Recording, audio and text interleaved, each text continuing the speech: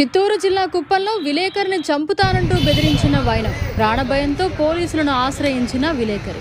ఇక వివరాల్లోకి వెళితే కుప్పం పట్టణం పాతపేట విజయలక్ష్మి రోడ్లో నివాసం ఉంటూ స్వర్ణసాగరం దినపత్రిక నందు చిత్తూరు జిల్లా స్టాఫ్ రిపోర్టర్గా విధులు నిర్వహిస్తున్న కిరణ్ కుమార్ అనే విలేకరిని చంపుతానంటూ శాంతిపురం మండలం చిన్నారుదొడ్డి పంచాయతీ కొత్తపేటకు చెందిన శివశంకర్ బెదిరిస్తున్నారంటూ సదరు విలేకరి కుప్పం పట్టణ పోలీసులను ఆశ్రయించారు. అనంతరం ఆయన మీడియాతో మాట్లాడారు.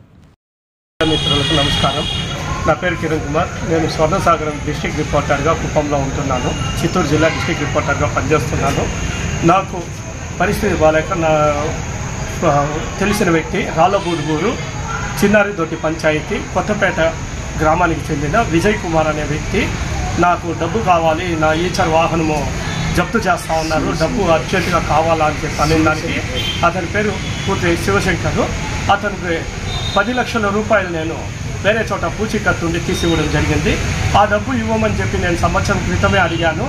రాళ్ళబూదుగూరు పోలీస్ స్టేషన్లో ఎస్ఐ గారు కూడా పిలిచి మాట్లాడాము. నేను ఇచ్చేస్తాను నమ్మబలికినాడు. అయినా సంవత్సరం టైం ఇచ్చిన ఇంతవరకు డబ్బు ఇవ్వలేదు.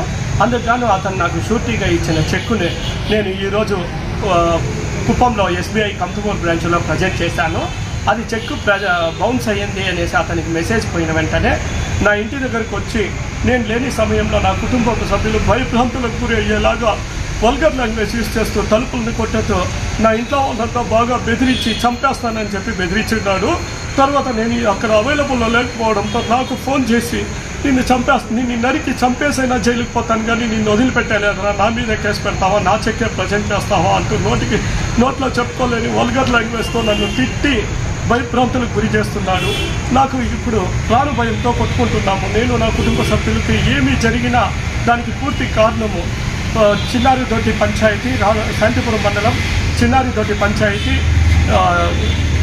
గ్రామానికి చెందిన శివశంకరే దానికి కారణం అని చెప్పి నేను తెలియజేస్తా ఉన్నాను. అతను మరో 10 మందితో ఇంటి దగ్గరికి వచ్చినట్టు నాకు సమాచారం ఉంది. కానీ వాళ్ళు ఎవరు అనేది నాకు తెలియదు.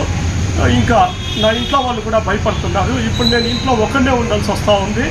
నాకు రాత్రికి ఏమైనా జరిగితే కూడా నాకు రక్షణ కూడా లేదు. అందుకే నేను ఈ టైంలో పోలీసులను ఆశ్రయిస్తున్నాను. అందుకే పోలీసులకు ఫిర్యాదు చేశాను.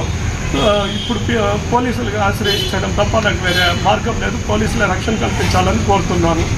మరిన్ని అప్డేట్స్ కోసం మన HN9 టీవీ ఛానల్ని సబ్స్క్రైబ్ చేసుకోండి.